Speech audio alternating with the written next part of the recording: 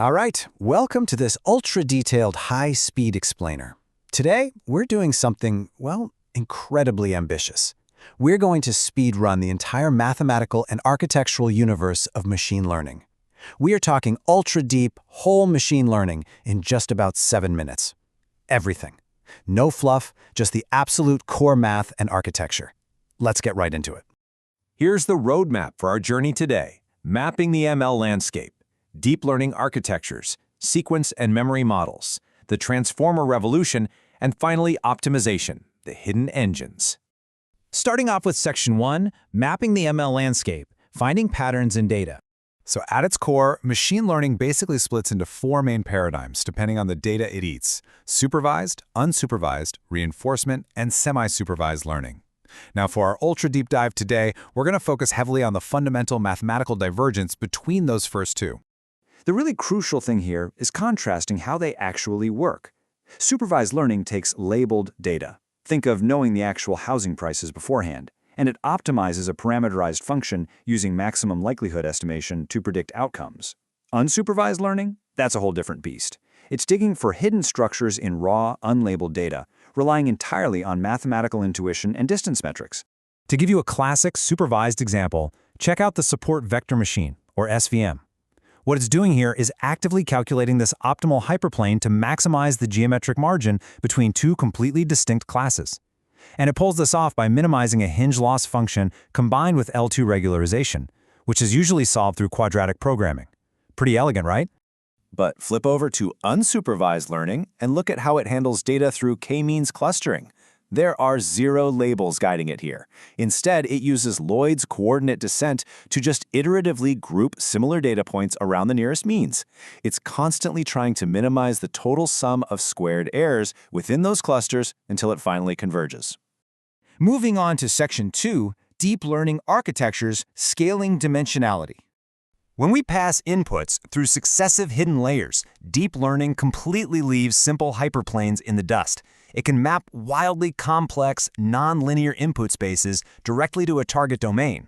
It does this by using cascading mathematical functions and activation gates across all these interconnected nodes. But how do these massive networks actually learn anything? Well, they rely on a critical mathematical engine called backpropagation. Literally, it's the process of optimizing those parameterized functions by minimizing the negative log likelihood loss. It calculates the error gradients at the output and flows them backward, adjusting every single weight across all those hidden layers we just talked about. All right, Section 3, sequence and memory models, introducing the dimension of time. So, standard feed-forward networks, they really struggle with time. Enter recurrent neural networks, or RNNs. They introduce recurrence.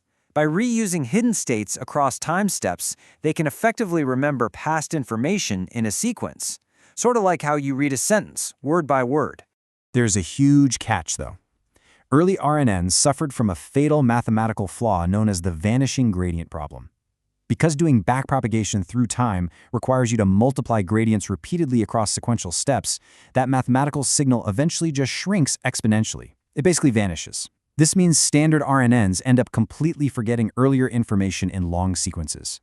To fix this massive roadblock, we got the 1997 breakthrough, the Long Short-Term Memory Model, or LSTM. LSTMs brought in multiplicative gating units, specifically for get, input, and output gates, to explicitly control what information actually flows into a constant cell state. Later on, we also got the GRU, which is a streamlined variant that merges the forget and input gates to save on compute. If you visualize these sequential hidden states, H1 and H2, you can actually see how LSTMs pass memory forward, just one step at a time. This constant error flow through time elegantly solved that vanishing gradient issue. It's exactly why LSTMs were the absolute, undisputed kings of language tasks from about 2011 all the way to 2017. Comparing these models head-to-head, notice how LSTMs and GRUs score excellent or good on long-term memory and bring high training stability. But they definitely pay for it with much higher parameter complexity compared to vanilla RNNs. They basically traded that complexity for desperately needed stability. Which brings us to Section 4, the transformer revolution, parallel multi-head attention. Okay, this was a massive paradigm shift. transformers just completely ditched the recurrent units altogether. Instead of reading tokens sequentially, one painful step at a time, transformers process all tokens in a sequence simultaneously, completely in parallel. I mean, it was an absolute game changer for training efficiency. Instead of moving left to right, transformers contextualize the entire sequence at once. They turn text into token embedding tables and then hit it with a multi-head attention mechanism. This lets the model dynamically amplify key tokens and basically ignore less important ones across the whole input, all structured within these incredibly powerful encoder and decoder setups. But there is a fascinating mathematical catch here, perfectly captured in the literature.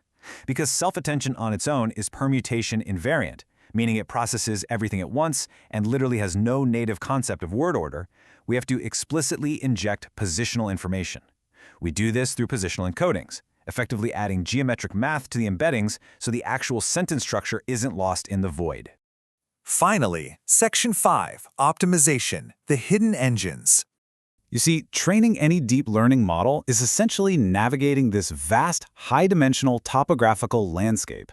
Optimization algorithms are calculating gradients to take iterative steps downhill across these contours, aggressively searching for the absolute lowest, central minimum loss possible. The thing is, standard stochastic gradient descent gets stuck pretty easily. So we upgrade it. We use momentum, which computes a moving average of past gradients to really accelerate that descent. Then there's RMS prop, which uses squared gradients to adapt the learning rate. And finally, the heavy hitter, ADAM, or adaptive moment estimation, which beautifully combines both the first moment, or mean, and the second moment, or variance of those gradients. Now, you absolutely do not need to memorize these formulas, but this breakdown proves the sheer elegance of ADAM. It synthesizes these two distinct mathematical running states into one incredibly stable parameter update engine, complete with bias correction. It's the go-to optimizer today simply because it largely ignores gradient scaling issues, letting our models train both faster and way, way deeper. So, there you have it. We've successfully speedrun from simple linear regression hyperplanes all the way to massive parallel self-attention networks in just a few minutes, mirroring decades of intense mathematical progress. The speed of innovation in this space is just breathtaking, which leaves us with a final thought to ponder. Given how transformers completely redefined our limits, what foundational rule of math are we going to rewrite next to trigger the next paradigm shift in AI?